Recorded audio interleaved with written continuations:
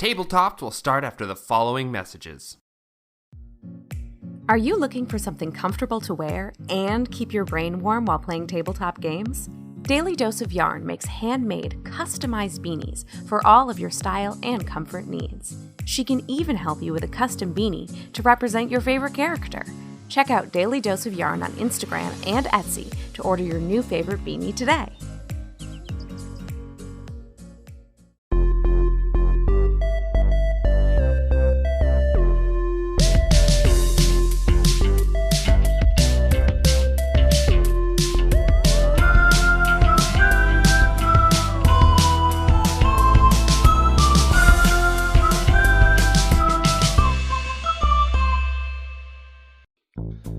Alright, gents, you know why you're all here. Today, Tabletop's gonna be talking about heists on the podcast, which will leave the Tabletopped vault full of ttrpg knowledge unattended.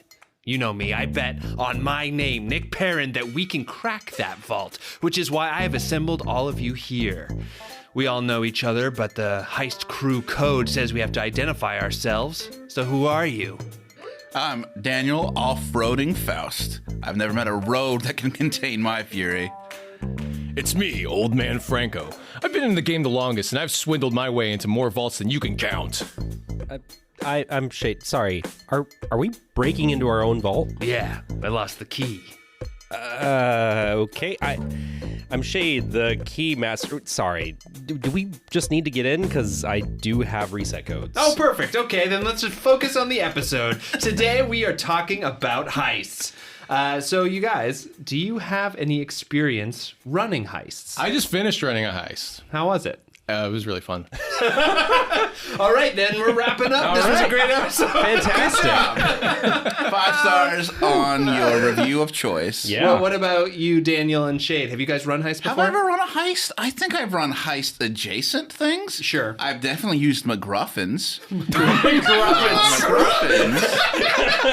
Take a bite out of crime. Yeah. No, that's McDog. No, That's my favorite menu item at McDonald's, the McDonald's. Oh my god. the McGruffin. Sorry, Daniel. Yeah. Okay, so it's MacGuffin is the thing from movies. Yeah, that's what I said. And then McGruff is the crime hound that you're thinking of. Yeah, and McGruff. McGuff is a great idea that we have to patent right now. Yeah, a McGruffin is when your dog gets the item for you, which is what I've run, which is what I intended to say the whole time. Yeah, What about absolutely. you, Shade? How about heist stuff? Yeah, I've done. I will say it's more heist adjacent. Sure. I've never. Always an item that I want them to get, and they have to break in somewhere, but never like a lot of planning that goes into it. My first thing I ever DM'd was actually for you and you, not you. I'm pointing at people across the table. Very good for podcast. And Daniel. Was a heist. Yeah. It was Sick. kind of a one-off heist thing. That I became a werewolf in. Yeah, that you became a werewolf in. Yep. Yeah, there was a casino run by werebeasts. Yep. Sick. Was that also? Did you lose your eye in that one? or No, you had the lost your eye episode before? prior when I was out of session, Daniel. Wow. That doesn't sound right. Yeah. I disagree with your That sounds like memories. something that Daniel would do. Is it? But anyway, heists. Yeah, so what are the core aspects of a heist? Like, not the game heists, but like genre. Like the vibe. Oh, Yeah, well, the can vibe. rundown is you need the setup. Okay. Like, you got to see what's the whole plot's going to be around. Sure. Then you got to... So the setup of why the heist is happening. The items the player. Then you've got to do recruitment, get your crew together. Sure. The planning, Sure. always a montage. The first attempt, which usually fails. The second attempt, The pivot, yeah. that will succeed. And then, like, the aftermath, like, are the Getting escape. away, yeah. And then, like, what happens, like, how do those people react to you stealing their thing? Sure. Because that's usually maybe a setup for a sequel, or it kind of, like, maybe takes away some people's happy endings and makes it more, like, based in reality. Yeah. Sure. And you mean like sort of narratively, I Yeah. think, yeah. Well, and then Nick, you were saying off mic about what was it? It was like There being the two tones, Yeah, yeah. Like the sort of like the fun Ocean's bubbly, 11, Ocean's 11 shit, the and acid then jazz based like Yeah. do. and then like the hardcore. I don't even know what type of heist would you think of as like a. I guess it's more like a crime movie. So the movie in my mind that like comes out is it's not Hustlers. It's the one with what is it? Oh, Widows. Have you guys seen Widows? No. I don't know Widows. Yeah, it's like the all of these women who are in like precarious financial situations because of men in their lives, and then they decide that they're gonna sort of rob this place because one of them finds out that her husband was like a crook kind of thing. And it's like Good Girls, but a movie. Yeah, and it is very much like cynical, bad. Like we're doing this out of desperation.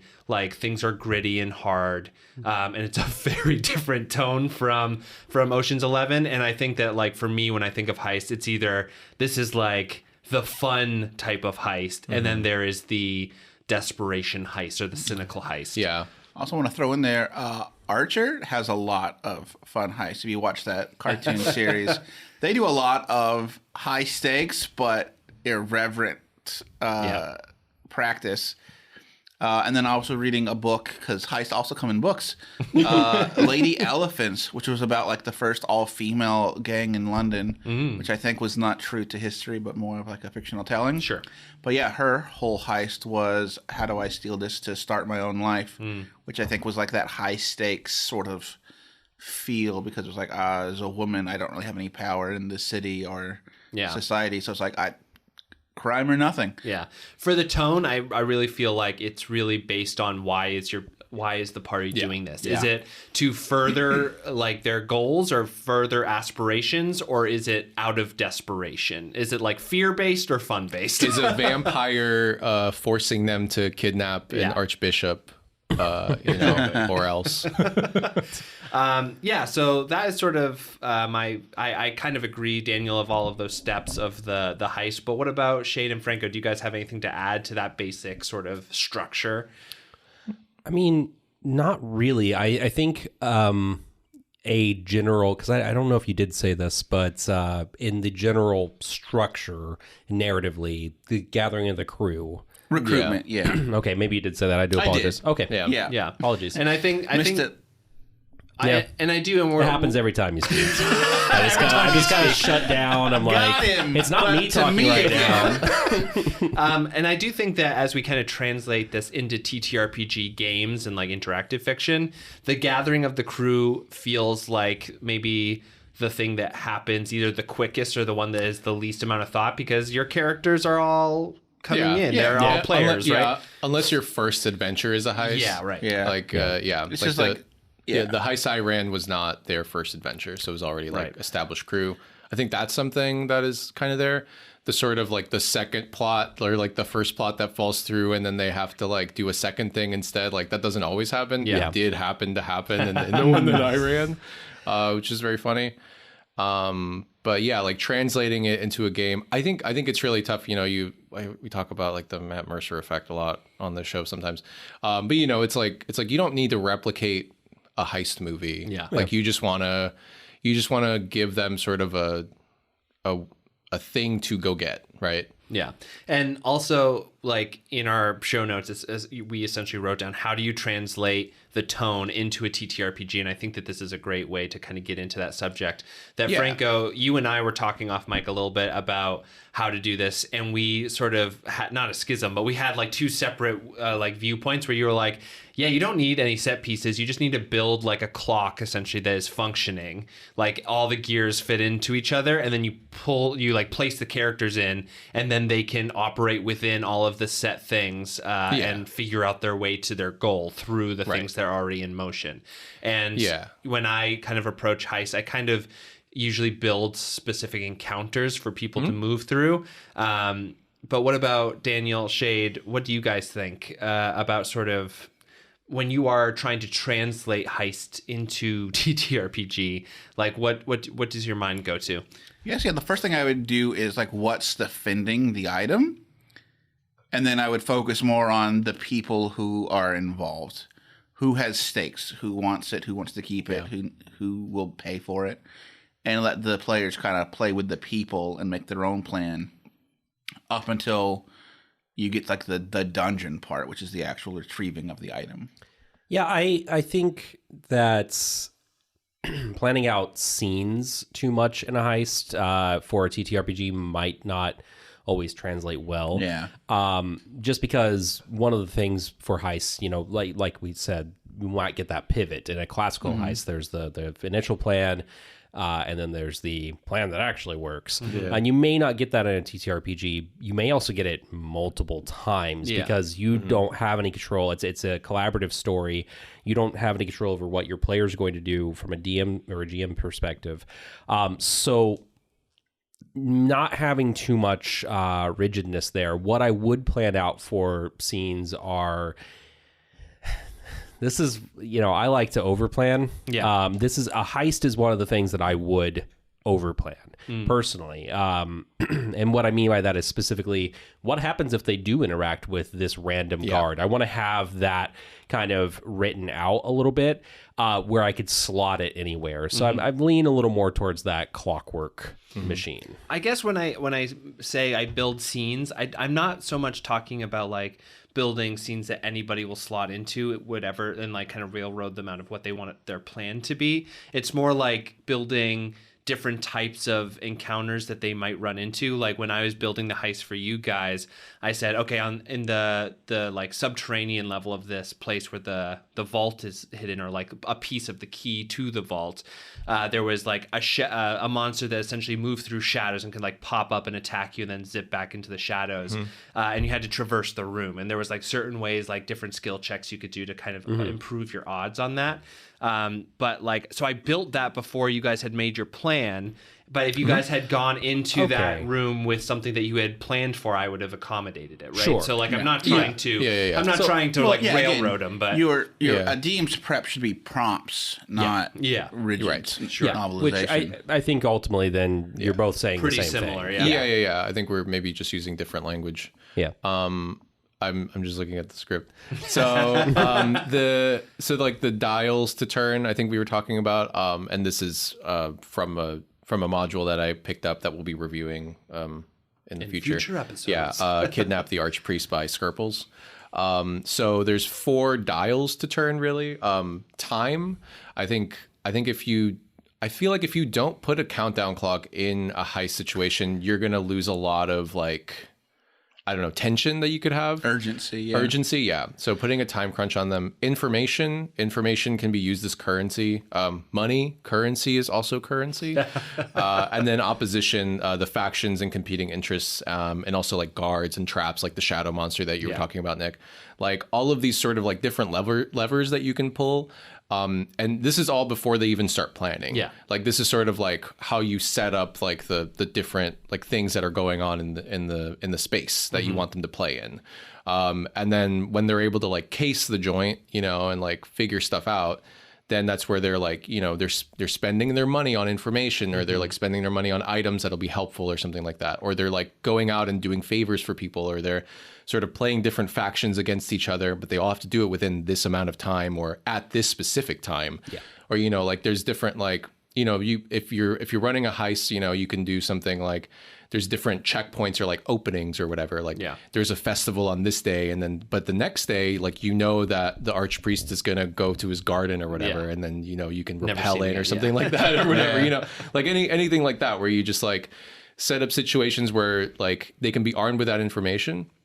But I think we were talking Shade when we were talking about the other modules and stuff, where like the information isn't like it's like the information that you find out could be like, there's like a what's it called? What's that spell where like it just destroys your arm or whatever? Oh, like the obliteration or whatever. Yeah, there's like an obliteration orb like in this room with it. It's like, cool, I guess we know that, and I guess knowledge is power, but I've used that on Daniel before once. And it's like also power is power. Yeah, exactly. There's something that is interesting to me because I have also run modules. Daniel and Shade, again, you guys played this when I was still getting my feet under me as a DM, which was the house where you were reliving the days. That one I had made a schedule for about like where people would be at certain times because you were reliving one day over and over. Yeah, we needed that information. Yeah. I find time really hard to track in TTRPGs. Yes. It's hard to track in 5e. Yeah. It's hard to track in real life. What are you guys talking about? Yeah, time is a weird soup, and it is, you can't grasp it. It's also hard in like Monster of the Week and stuff. Like there were times where you guys were doing stuff and I was trying to put a time crunch on you. Yeah. And I had a hard time as you guys were like, okay, how long does it take to get across town? I was like an hour. And then you're like, okay, well then we can get across town like 15 times in a day. And it's like, I guess so. Yeah. So it's like kind of tough to institute a real time crunch, like unless you really heavily pre-prep, which maybe for Heist you do, like Shade was saying, want to do. I think what I did in mine, which is kind of like it's set up in the module. Well, it's not really like I kind of made it an adjudication where it's like the space that they were moving in, they were moving on foot. It takes 30 minutes to walk, 15 minutes to run, or 10 minutes to run or whatever. And it's sort of like that's what's taking up most of your time. Like getting around like the map, like sort of this little section of the city where you're going to do your heist. And then stuff like gathering information or like talking to people at the inn or whatever. And it's like, well, you do that. And like, let's just say that takes an hour. Yeah. And like, but then when you get into crunch time, like that's like, you can be more, sort of like round by round or 10 minutes at a time or whatever. Like that's like more nitty gritty, and you don't have to track that as much. Or you can kind of hand wave certain things. We're like, okay, well, I'm moving through the space in the dungeon or whatever. And like, it's like, okay, that's like 10 minutes or that's like 5 minutes or whatever. And it kind of doesn't matter at that point because they're there in crunch time. Yeah. But it's sort of like the time pressure that I think is important to put on them.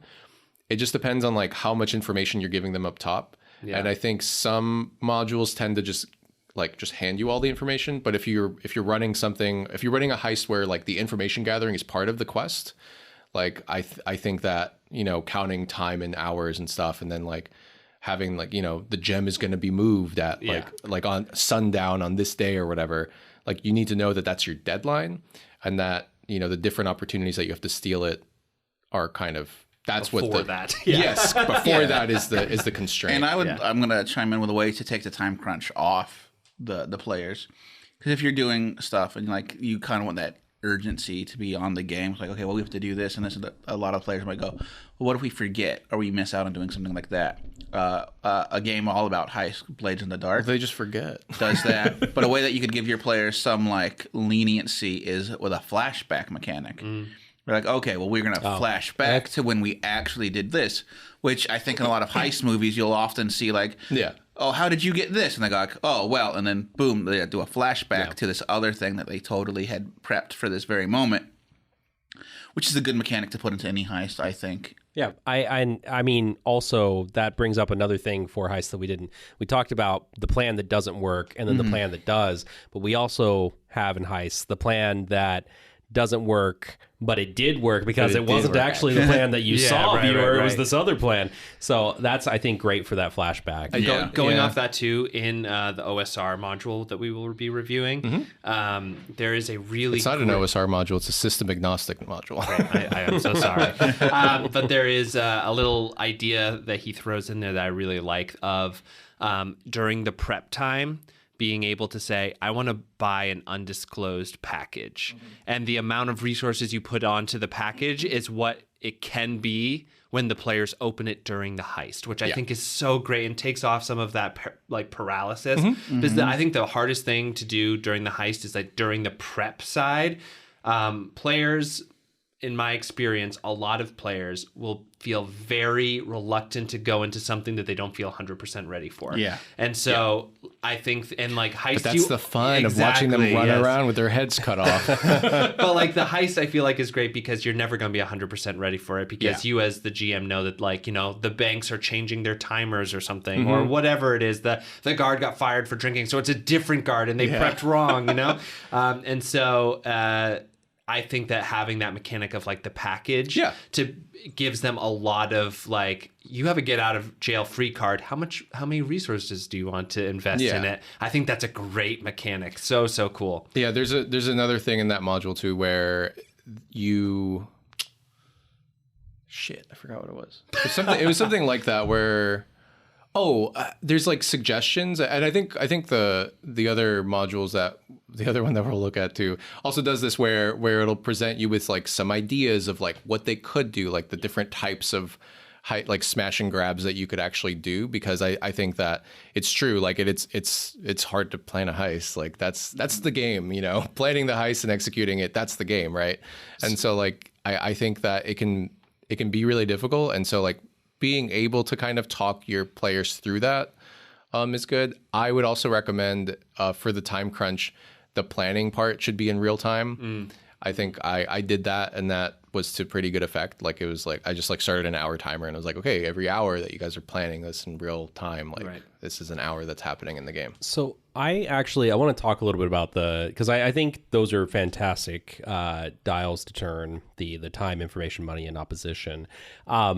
I think time should be variable based on what the situation is, because there are some heists that having this time limit where, okay, this is going to become inaccessible after this many days or, you know, for whatever reason, that's great. But there are plenty of banks out there, and those banks just always have money in them. I want to heist it.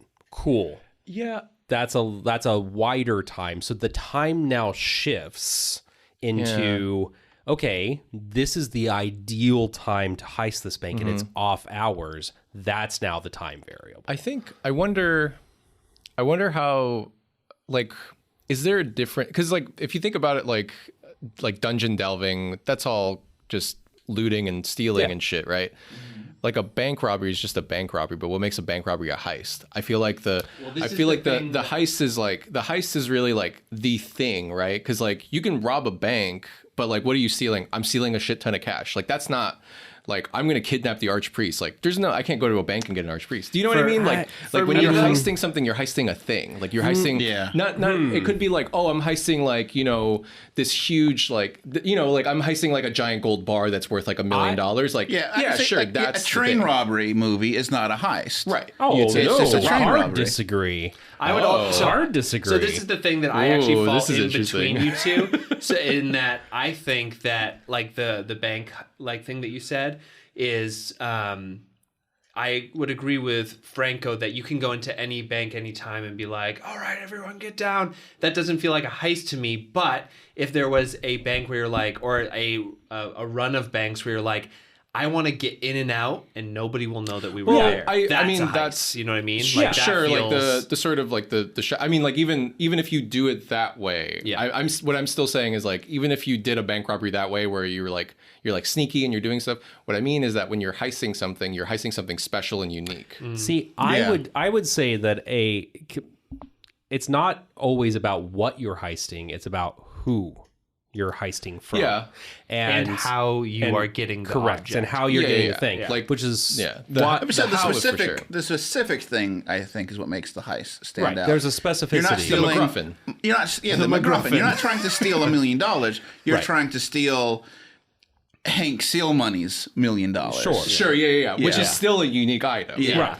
I would also say that like GTA 5 does this really well, where there are always two ways to do all of the heists. One is a smash and grab and is a robbery, which I would say is sort of to your point, like you can always just go rob a jewelry store. It doesn't really make it a heist. Yeah. But there is a more intricate way, a more like thought out, advanced way of doing it that will pull it off in a way where on the back end you will be safer, that feels heisty. And I think that is probably what Shay was saying, is that you could do it in any bank. That's what always catches me in Assassin's Creed games. Like, here's this very like thought out, methodical way you could do this. Always turns into a bloodbath. It always does. I have no idea. I feel like that game like tricks me every time. It's like, you can totally be stealthy, right? And it's like, fuck, I have to like beat the shit out of everybody. Yeah. No, but so, you know, what I was trying to go with that is the timetable shouldn't always be that the item will become inaccessible or something like that. The timetable should be variable, where this is the window that this is going to most succeed in. Of course. So I just was thinking about shifting timetable. And I also general. kind of like the idea of running a heist where your first attempt is just like your first attempt at a bank robbery or whatever. You go into the bank, you try, you fail, and then all the banks are like, these robbers are in town. You know what I mean? Also, I like the idea that you have posed here, Shade, because it sort of makes it like this is the ideal time to steal it or whatever, but it's still a clock because you could do something where like it's like, okay, you guys failed at that module, and it's like, I gotta write a new adventure where this is a lot fucking harder. Yeah. And like to your archpriest point, it's like you can't go into any bank and steal a archpriest or whatever, but you could, instead of like doing Go to something any to church go and steal an archpriest. You wouldn't download an archpriest. instead of like doing this kind of like sneaky way to get to the, like rappel into the garden when he's there in a certain time or whatever and like grab him. Like, I guess you could arm yourself up to the teeth and try to fight through all of the like ecclesiarchy's guard to get to the archpriest at any time, and that would be a bad idea. Right, yeah. And that's also fun because it's like, well, the objective is this, and you guys can do a heist if you want. And they fail at the heist. And it's like, you can play a heist or you can play 300. Which one? You can play a fucking war game right now. Can I ask, and I don't want to like derail us too much, but why are train robberies not heists? I just needed an example. Okay. I think it's, I'm I didn't put thought into that. Okay. Actually, I guess I disagree with you, Daniel. I think a train robbery is a heist because it's a specific location. Yeah. It's a specific location, Specific and there's times nothing. A train and times. Yeah. It was a bad example to Time use. I just wanted to make sure there wasn't something make else. sure that the entire podcast audience knows that I made a bad I'm example. so sorry. Thank you. I love the idea of, you know, this train heist. Oh, what a great thing to do. But like in Red Dead Redemption 2, where they take the oil wagon, they set it on fire and they put it in the track so that if the train just tries to blow through the wagon, it'll explode and blow up the train. Yeah. And so it stops it for a certain amount of time until they can move the wagon, and then it's like, okay, it's on now. Yeah. Like that's like such a great format. One thing I want to say though is that we're kind of already talking about it, simulating a feeling of the heist. For me, I think that the part, like I said earlier, that people get stuck in is the prep. And then they can also feel paralyzed because most of us aren't, you know, mastermind geniuses at thievery when things do go wrong. So like, what as GMs do you guys have in your pockets to try to keep that feeling of the heist going, even when the players aren't quite doing, you know, they're not quite able to get it on their own? When I was running the heist, I was trying to hide as little information as possible. You know, there was definitely situations where they were like, where they couldn't have known something, but I would kind of guide them to certain pieces of information that they might want to know. Like if they were like, oh, we want to know this thing. And I'm like, this is how you could get that information. I think like guiding them to the pieces of information, because like they can know whatever the fuck they want. Yeah. You still got to steal that archpriest. Yeah. Another thing, if they're having trouble planning the heist, is introduce a mastermind as an NPC. They have the plan. The players can pick which part of that plan they want to do. I would want to give them multiple plans so they can pick one. Maybe three. Yeah. Well, yeah, but you could sort of like... Like, this is the fast and dirty. This is the slow and sneaky. But let this someone else plan it for them so they don't get stuck in all the, I don't know what to do. It's like, okay, well, you've had too many options. So now here's the mastermind's plans. Which one do you feel is definitely safer? gauging their level of excitement Yeah. is definitely helpful, because then you're like, okay, how many like optional missions maybe I do think I have to play? in our main group, there's like 2 or 3 people that I think would be like, yeah, let's plan the fuck out of this heist. And there are 4 or 5 who would be like, just tell me what to do and when to do it. I have my sword and my spells, and I'm ready to fuck shit up if I need to. Well, Shade, I think mine was 4-1. What about you? Wait, was it 4 people were trying to plan, and one person was really? like, I'm just point me at him. I'm gonna fuck him up. Which I'm like, yeah, that's also dope. Yeah, that's great. Which is also a person in every heist crew. Yeah. The well, muscle. she was also she was like the ranger who would like hide in the shadows and shit, which is like very, very good for a heist. cool, And she's like, just let me know how to Let me assassinate know somebody. who to kill. What about you, Shade? You know, I think you need to be very flexible as a GM with heists. Let your players come up with the wildest, dumbest, most impossible things. So good. Yeah, that's the best part of it. Fucking figure out how that works with them. Yeah. I also think you need to allow a lot of table talk for a heist. You know, that's... I think that gets into the montage section. Yeah. You know, I like the idea of Franco of having that it's an hour of real time, you know, planning. I think that's fun, but I do think that sometimes there's that immediate moment of something has gone not quite how they expected it, or you misinterpreted what they wanted to do, and now there needs to be okay, we're going to take a pause and we're going to react to this as players and then react to it as characters. I think that a heist is benefited by that personally. One thing too is that kind of going off of that, I really like the idea of throwing the problem at them and giving them some basic ideas of what could be solutions, or the floor plan or whatever you want to give them. And then, like you said, let them come up with a way to do that. And then what I always like to do is say, okay, each of you can like do 2 things before it's time. Like you can go out there and you can prepare in certain ways. And like you said, I'm not going to put this behind a skill check wall that you have to overcome to get this information or get this item or whatever. But you have like the time crunch is like their limit of resources. Yeah, okay, I kind of like that. It abstracts the time crunch thing. It's like you can get 2 things if you want. And each of you can do something. Right. It kind of depends on how big your group is. But like if you have like a smaller group, you can say, okay, like your plan is that you're going to talk to this old lady who feeds pigeons and always is there when the guards change, so you can figure out the times that those change or whatever. Yeah, I think that's cool. I got to tell you, when I did that, when I ran the adventure and it was literally hour by hour, like I could see them stressed. Really? It's so funny. Yeah. It's so fun to watch because they're just like shit. Are you a sadist? But that's like that's the game. It's a game, right? Like I'm just like, hey, like, can you? I love what you were saying with like the planning and stuff. Like, I feel like the funnest part about it, the fact that like they're planning it, is that they're basically building their own adventure when they do that. They are setting up their own challenges because they're choosing which routes to go to. They're choosing like who to face and stuff like that. Which brings me to one way that as a GM you can prep for these types of games, and I think that it's like a really cool cheat code, is that you can do the prep as a session, get them everything that you want to do, write all the things that they're going to plan down, and then build the heist, the full part of the heist based off of the plan that you have now completed for them. Sounds harder. That way you can sounds harder, but then you can like really fine tune when the plan goes wrong and how, and like you can customize it to them so well.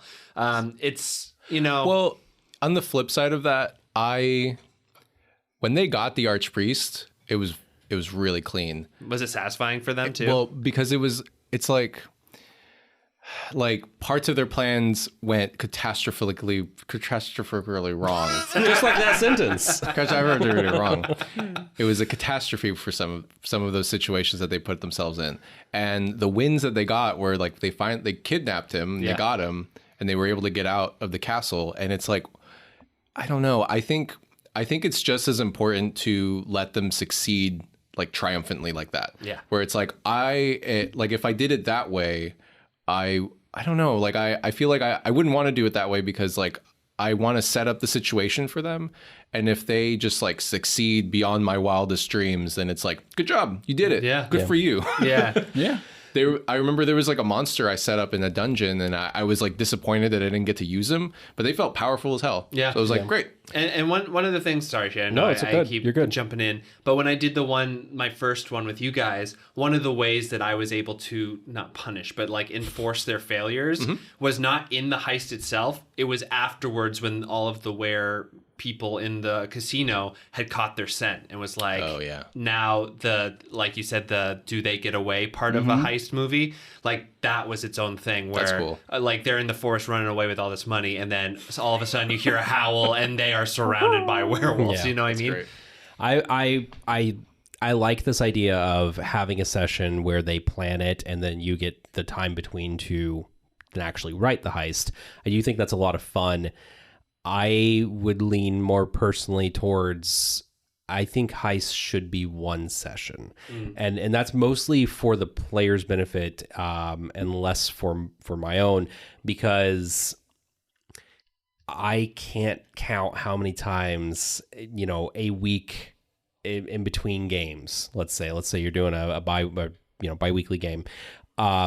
You will have everyone go, what did we plan? Why did we plan that? Why did we plan it this way? Because you're a different person, in 2 weeks, and you're going to think about things a little differently.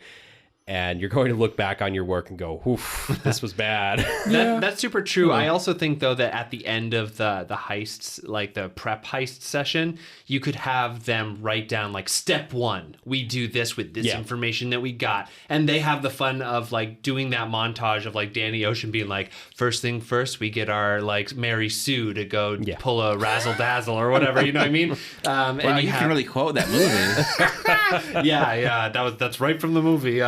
Well, it's number 3, but yeah. Yeah, of course. But I think that you can... there are ways around that, but I do take your point that the ephemeral nature of memory.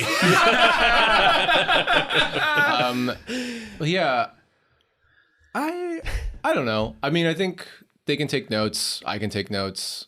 I think it's fine. It's fine. We ran it. Yeah. Like I get what you mean though, but like it's better if it happens in one session. Everyone kind of has to agree. This is the plan. We're not going to change it. Yeah.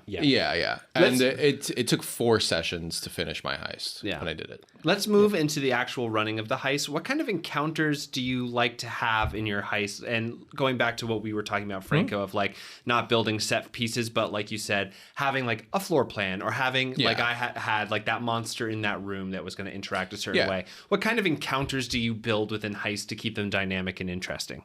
Just I think peopling it with people who want to protect it. Peopling it with people. Yeah, peopling it with guards of some I also sort. think you also With need adversaries. you also need that character who's not there to actively hinder the party, but it's just like the maitre d'. the over talkative tourist, the person who just like catches your player's ear and like won't let go and like can't the one cause that a threatens scene. to fuck up the timetable or whatever, you know. That's Just that very sort fun. of The guy who comes over is like, man, that machine over there just paid out 3 times, and you're like about to unlock a door, and you're like, come on, man. Traps. Yeah, let's talk about it. What kind of traps do you like to? Because this is a thing, especially in D&D, but can also be in other things as well. Traps can feel very much like roll and fail, feels bad kind of thing. How do you run traps in a way that feel good? Here's the rules for traps. Let's all talk. Everyone at once. I'll just steamroll ahead. A trap should be detectable or avoidable.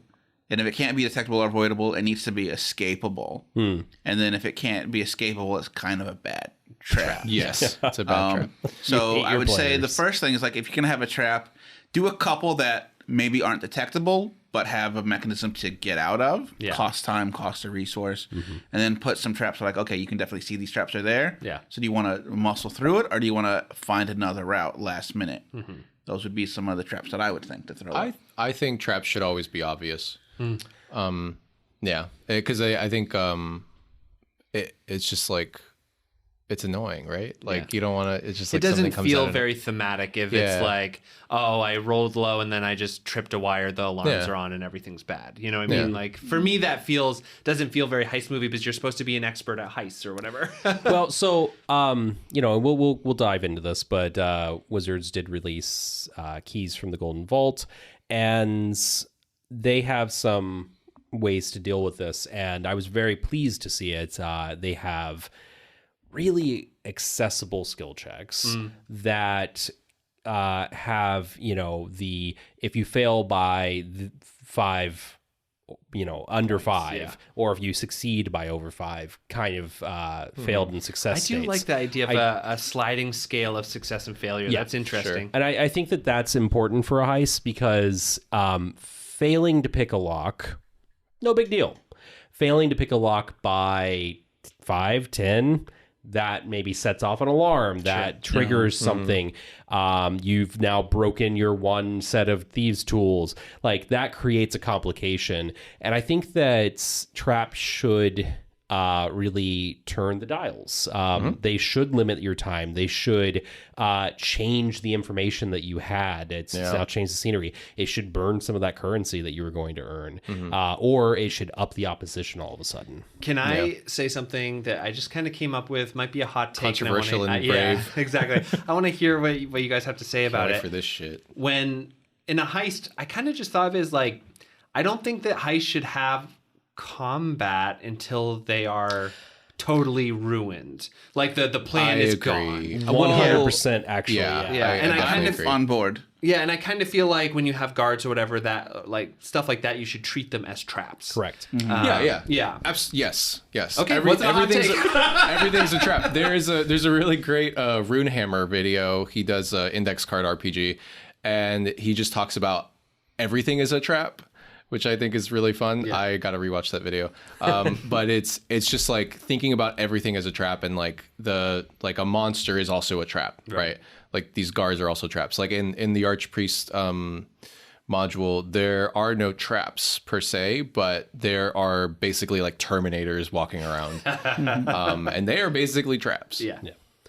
I do think that if you are going to have combat, it should be quickly resolved, and it should be the kind of combat that leans more into the skill check territory, where again you're trying to kind of work against those dials. So a guard finds you, they absolutely know you're up to something that you shouldn't be doing. They go ahead and take out some aggression on you. Your challenge there is to maybe not kill them. Maybe your challenge is also to pay them off. Pay them well. Yeah. I mean, maybe you could bribe them and things like that. But this is definitely let's say it's definitely a fight for some reason. Your challenge should be to not let them escape, not let them summon other people. Yeah. Well, that should also be the guard's goal. Is like, oh well, there's like 4 adventurers in here, and I'm just here. I'm not going to fight them. I'm going to go and sound the alarm. I'm literally in like a tuxedo because it's a casino. I'm not in a full like metal like armor. I'm going to run. Alchemist. Also, depending on like what you're playing, I think a lot of times you could just do this with like, can you subdue the guard? Because a lot of times you can just knock a guard out, which could just be if you're playing guards like, out of my game. Yeah, Franco, not in it's Franco's deadly. games. It's deadly in Franco's game. But maybe for a heist, you go, okay, we're going to do combat a little bit different. And it's going to be an athletics check to see if you can get the upper hand quickly enough to get past it. Or maybe it's just like an initiative roll for one person in the guard to see who gets to act first. And if you get to act first, maybe you can do like a quick roll to see if you can like bonk them on the head. It all comes down to the initiative. Yeah. I like that too. Yeah, that could be cool. I like that as well, but we have a whole nother side of Heist, which is actually playing in them, that we're going to talk about right after these messages.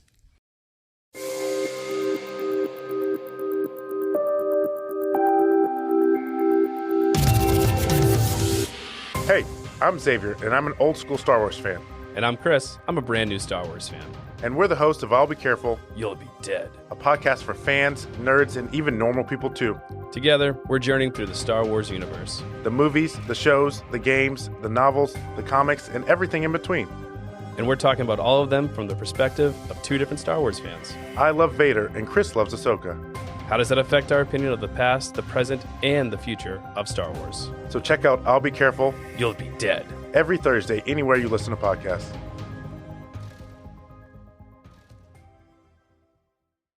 Welcome back, everyone. Today on Tabletop, we are downloading everything about heists. We are making ourselves heist masters, Danny Ocean, all the other heist people. No, it's Daniel Faust. I'm in. So, since we're all in, let's talk about playing in a heist. Shay didn't say he was in. He's the betrayer. Oh, no. Shay, are you going to betray us? I mean, I told you guys, I have the keys. We can just walk right in. So playing in a heist, like how does that work, and how is that different from a normal episode of TTRPG gameplay? Well, it changes how I play completely, because I'm a doer, not a thinker. And I feel like a heist requires all the players to think through their actions and consequences, and I don't really worry about those often. I think that for me, what the shift should be, as a player, instead of trying to be as Shade likes to say, a big dang hero. What about such a PG version? A dang hero, big dang hero. But instead you should really focus and lean into, I'm good at one thing. What is that thing? Am I a good liar? Am I good, at getting in and out of places unseen? Am I good at bashing things down? Am I a good driver? Whatever it is. Yeah, BB? definitely min-max if you're making characters for a heist. Yeah, I think that's the most fun. If you're all just going into a game that turns out to have a heist episode, Franco, you actually ran this in 5e for your players. Mm-hmm. How did that translate from just adventurers into heist people? Hey man, anybody can do a heist. Anyone can heist. Anyone can heist. Yeah. I think so we had a goblin who was an artificer. We had a cleric, and since this was like kind of a sort of like a church guy we were kidnapping, he's got that going on. We had a sneaky ranger. We had a shadow sorcerer, and we had a fighter, a big stupid fighter. Yeah, a human guy. And I think that's like. Did you notice I said no rogues? There's no bards, whatever. And like they, were still able to pull off the heist just fine. I think it's like, I think it's more of like you gotta sort of gauge what your players might want to do. And I think the way that I presented them the heist as well, like, I presented it to them, and I didn't say like we're doing a heist. Right.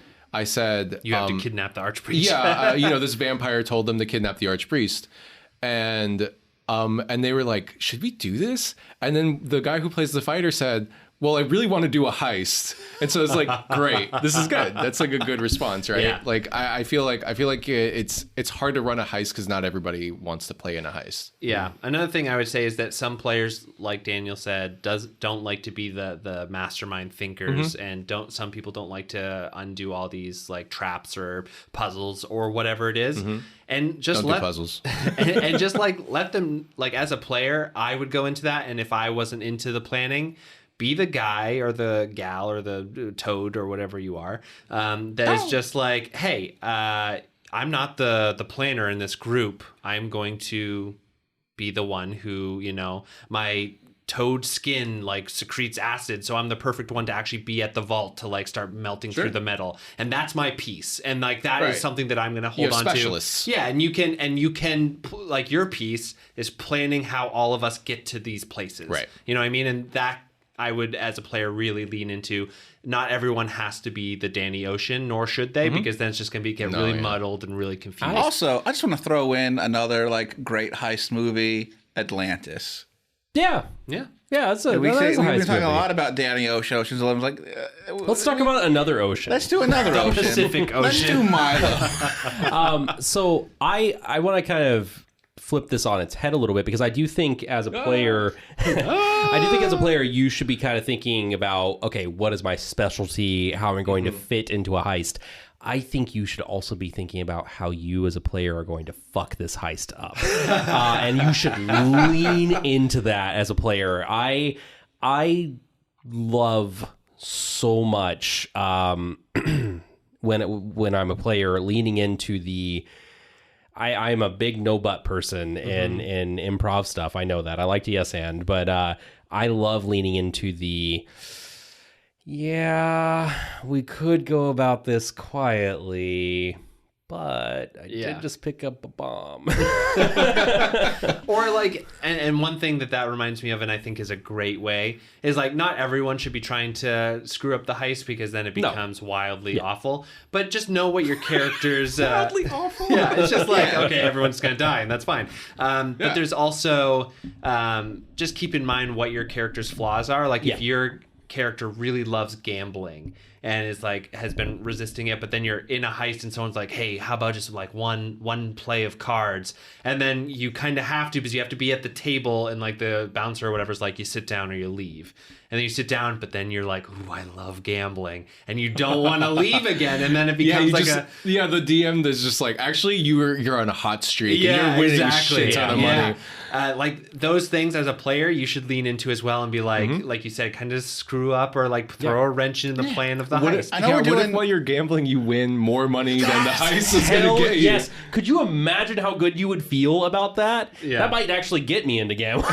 Like, what if it would be awesome that like you're winning and you have that much, and it's like, but you have to like play a certain amount of rounds before you can cash out, and so they're like, okay, you can leave the table, but then this just goes back into the pot or something, and then you're like, do I stay or do I leave and actually do the heist? Or sorry, I know we're talking about player moments here, but as the DM, if they decide to, well, yes, but if they decide to leave, that might be suspicious. Why did they sacrifice that that's money so great. much? Yeah. Why So did they true. sacrifice That person because just won 100 gold, and maybe the take is 1,000, so that's why they left. But it's like, why would they just leave that on the and table? on top of that, maybe that take is going to be in what they're taking anyway because it's going down, right? Yeah. And they're taking it all. So I also have like a fun thing. I know we're on the player side, but what if you're the DM and you want to play the heist like a little one night werewolf, and you're like, okay, everyone has their parts after the plan, and like the DM will secret message one person, you're gonna fuck up. Yeah. How do you feel about that?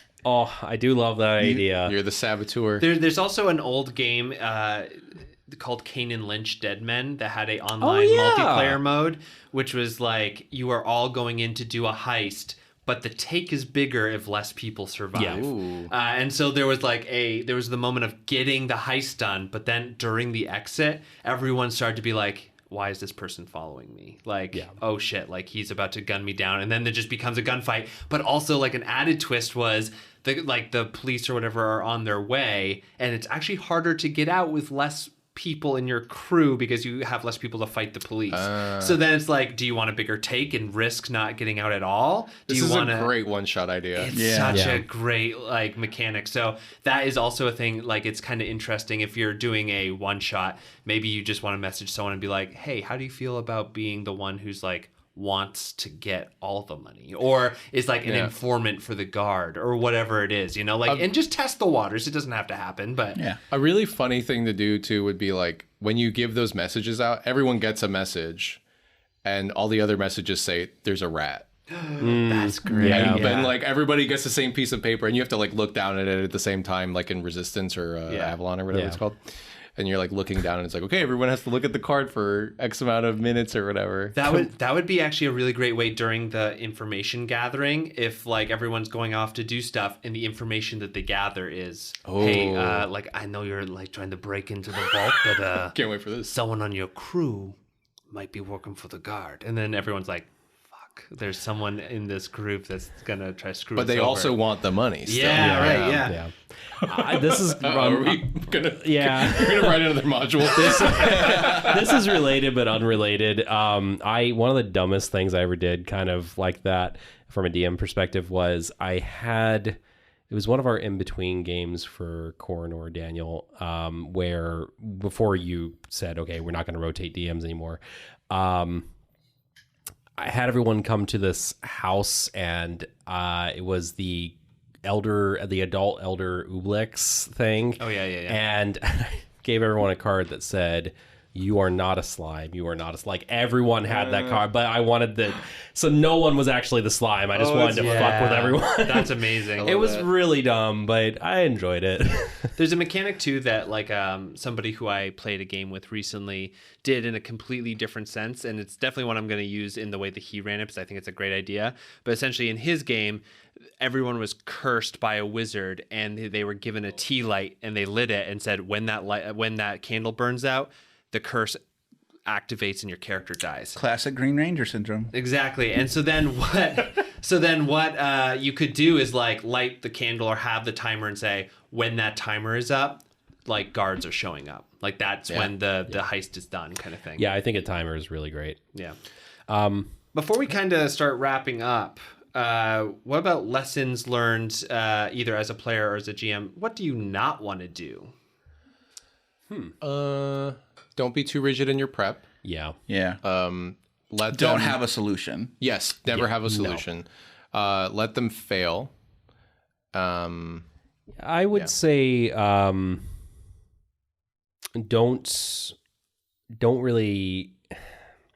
don't be afraid to run away from it as a player. Like if it goes south, escaping is more important than The heist is you. Yeah, the heist is now The you. heist is the friends you've made along the way. Exactly. You know, be ready to do that. I think that as a player too, depending on what genre of heist you're doing, if it is a bubbly, upbeat, bum bum bum bum bum heist, then maybe like the runaway is totally fine, and you're like, oh man, that didn't work. Oh, it's a funny time. We all do that. But maybe if it's like one of those like hardcore, dark, gritty heists, it's like, I need this money. Like I need it now. I needed it yesterday, but I'm gonna get it now. It's my money and I need it now.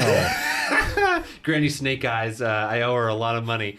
But you could just have like a thing where maybe that changes, whether it's a one shot or a longer campaign. Maybe this is a way of really practicing your player RPing skills of making non-optimal decisions. Yeah. Cool. Any other final thoughts before we get into this vault? No. How much air is final in there?